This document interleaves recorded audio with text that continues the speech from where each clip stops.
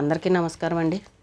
సాధారణంగా ఎవరైనా పెద్దవాళ్ళు ఆస్తులు ఇస్తేనే పిల్లలకి మేము కర్మకాండాలు చేస్తాం, లేకపోతే మేము చెయ్యను, నాకు ఆస్తి ఇవ్వలేదు అని బాడీని అక్కడ పెట్టుకొని కొట్టుకునే వాళ్ళని చూసాం ఆస్తుల కోసం. నేను చేయనంటే నేను చేయను, నువ్వు చేసుకో అంటే నువ్వు చేసుకో అని ఇలా దెబ్బలాడుకునే వాళ్ళని అక్కడక్కడ చూసాం. మనిషి చనిపోయిన 3 రోజులకే ఆస్తుల కోసం కొట్టుకుని గొడవలు పెట్టుకునే 10 రోజుల కార్యక్రమాలు అవ్వకుండా కూడా డబ్బు లెక్కలు, బంగారాల లెక్కలు, ఆస్తుల లెక్కలు వేసుకుని కొట్టుకునే వాళ్ళని కూడా చూసాం చాలామందిని. కానీ మరి సొంత కడుపుని పుట్టిన పిల్లలే ఈ రకంగా కొట్టుకుని ఉన్న వాళ్ళు ఉంటే పాపం పిల్లలు లేని వాళ్ళ పరిస్థితి ఏంటండి నిజంగా. వాళ్ళు కష్టపడి రూపాయి దాచుకుంటారు. ఎన్నో దేవుళ్ళకి గుళ్ళు గోపురాలు అన్నీ తిరిగి పిల్లలు కలగాలి అనుకుంటారు. పాపం వాళ్ళకి ఆ అదృష్టం ఉండదు. పాపం మా పిల్లలు లేని వాళ్ళ పరిస్థితి ఏం చేయాలండి. కొంతమంది ఏం చేస్తూ ఉంటారంటే మన వాళ్ళే కదా, మన రక్త సంబంధమే కదా, ఇంకా వీళ్ళకే ఇవ్వాలి, బయట వాళ్ళకి ఎందుకు ఇవ్వాలి అని అన్నట్టు ఇంట్లో వాళ్ళకి అన్న పిల్లలకు అదే మరిది పిల్లలకు అని ఇలాగ వాళ్ళల్లో వాళ్ళకే ఇలాగ ఆస్తులు ఇచ్చుకుంటూ ఉంటారు ఎవరైనా సరే. ఇక్కడ ఒక పెద్ద ఆవిడకి పాపం పిల్లలు లేరు. ఆ పెద్ద అయిన ముసలాయన ఎప్పుడో 20 ఏళ్ల కిందటే చనిపోయారు. ఆవిడకి ఇప్పుడు 83 ఏళ్ళు. అయితే బాగా ఆస్తి ఉంది వాళ్ళ దగ్గర. ముసలాయన సంపాదించిన ఆస్తి చాలా ఉంది. అయితే పిల్లలు లేరు కదా, ఇంకా నేను బయట వాళ్ళకి ఎవరికి ఇస్తాను, ఎందుకు ఇస్తాను, నన్ను చూసినా ఏం చేసినా నన్ను చివరి రోజుల్లో తలకొరువు పెట్టినా నేను లేచినా లేకపోయినా వీళ్ళే కదా నన్ను చూసేదని ఆ మరిది కొడుకులు ఎవరైతే ఉన్నారో 2 కొడుకులు ఆవిడకి ఆవిడ ఆస్తిని ఆ పిల్లలకి రాసేసింది. సరే వీళ్ళే చూసుకుంటారు కదా నన్ను అని.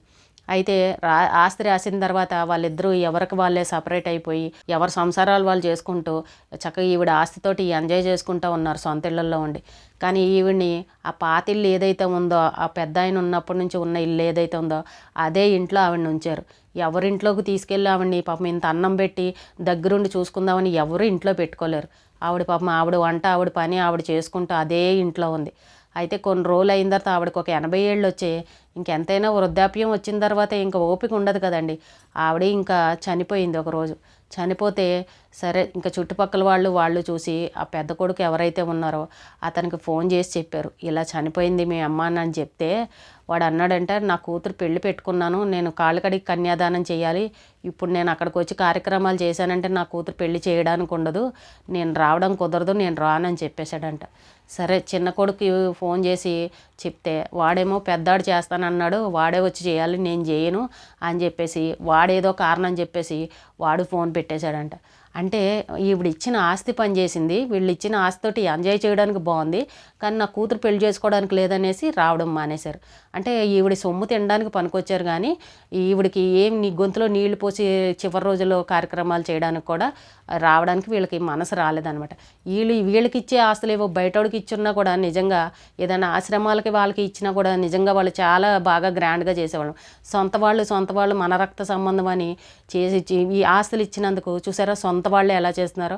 అదే ఏ ఆశ్రమం వాళ్ళకో ఇంకా ఏ దేవస్థానాలకో కనుక ఆస్తి ఉంటే నిజంగా ఆవిడని చక్కగా చూసుకుంటారు నిజంగా వాళ్ళు. అయితే అలాంటి వాళ్ళు అసలు అలాగే చేయాలండి, ఇంట్లో వాళ్ళకి అసలు ఇవ్వకూడదు. ఎందుకంటే ఇలాంటివి చూసినప్పుడు ఎంత కోపం వస్తుందంటే చిచ్చి వీళ్ళు మనుషులేనా అనిపించింది. ఆస్తి తీసేసుకుని ఇలా చేశారు అని అంటే ఇంకా ఆస్తి లేని వాళ్ళ పరిస్థితి ఇంకేంటండి. అసలు ఎంత దారుణంగా ఉన్నారండి మనుషులు. నా కూతురు పెళ్లి చేసుకోవాలని వాడు అంటాడు, వీడేమో వాడు చేస్తానన్నాడు, నాకు సంబంధం లేదని వీడు అంటాడు. ఇంకా ఆఖరికి చూసి చుట్టుపక్కల వాళ్ళు పోలీసులు ఇంకా అందరూ చూసి ఇంకా మున్సిపాలిటీ వాళ్ళు వీళ్ళ చేతే వాళ్ళే డబ్బులు వేసుకుని దాని కార్యక్రమాలు చేశారు. అంటే ఎంత దారుణంగా తయారయ్యారంటే మనుషులు అంత ఘోరంగా ఉన్నారు. సొంత పిల్లలు అందరూ అంటూ ఉంటారు, అదేంటి కడుపును పుట్టిన కొడుకును కొంగు కట్టిన రూపాయి ఏదో ఒక రోజు అక్కడికి వస్తాయి అని చెప్తూ ఉంటారు. అంటే ఎన్ని గొడవలు ఉన్న మన కడుపున ఒక పిల్లడో పుట్టుండి ఉంటే, ఒక కొడుకుండి ఉంటే వాడు ఏదో ఒక రోజు ఎన్ని గొడవలున్నా లాస్ట్ రోజుల్లో వచ్చి కనీసం తలకొరువన్నా పెడతాడని ఈ పెద్దవాళ్ళు సామెత రూపంలో చెప్తూ ఉంటారు, ఏదో ఒక రోజు వస్తాడు అని. కానీ అస్సలు పిల్లలు లేని వాళ్ళ పరిస్థితి చూసారండి ఎంత హీనంగా ఎంత దారుణంగా అయిపోయిందో. వాళ్ళ బాధ అన్ని రోజులు కష్టపడి రూపాయి ఆవిడ దగ్గర అంత ఆస్తి ఉండి వాళ్ళు తీసేసుకుని ఆవిడ స్వయంగా రాసి ఇచ్చింది, మీరే తీసుకోండి మీరే చేసుకోండి అని ఆస్తి చక్కగా రాసిచ్చింది. రాసిచ్చినప్పుడు ఒక కన్న తల్లిలాగా పిల్లలు చూడాలి కదా, కానీ అలా దారుణంగా వదిలేశారు. ఆస్తిని మాత్రం ఎంజాయ్ చేస్తున్నారు. అంటే ఈవిడ పని చేయదు కానీ ఈవిడ ఆస్తి ఈవిడ బంగారాలు ఈవిడ వస్తువులు అన్నీ పనికొస్తాయి, ఆవిడ మాత్రం పని చేయదు. చివరి రోజుల్లో కార్యక్రమాలు చేయడానికి వాళ్ళకి చేతులు రాలేదు. ఎంత మహాపాపం అండి. వాళ్ళు ఏదో అనుకుంటారు కానండి, వాళ్ళ ఆస్తిని అనుభవిస్తున్నారు. వాళ్ళ ఆత్మ శాంతిస్తుందానండి? రేపొద్దున వీళ్ళకి పిల్లలు ఉన్నారు, వీళ్ళు పెద్దవాళ్ళు చేసిన తప్పులు వీళ్ళకి పిల్లలకి శాపాలుగా మారతాయి ఇలా కనుక చేశారంటే. ఆ కొంచెం కార్యక్రమం చేసి ఆ 10 రోజుల వరకు చేసేసారు అని అంటే అసలు చూసేవాళ్ళకి బాగుంటుంది, వాళ్ళ ఆత్మ శాంతిస్తుంది. అలాగే అయ్యో మనం తప్పు చేయలేదు, ఆవిడ సొమ్ము తింటున్నాం అని ఒక మనస్సాక్షికే మనకు తెలియాలి.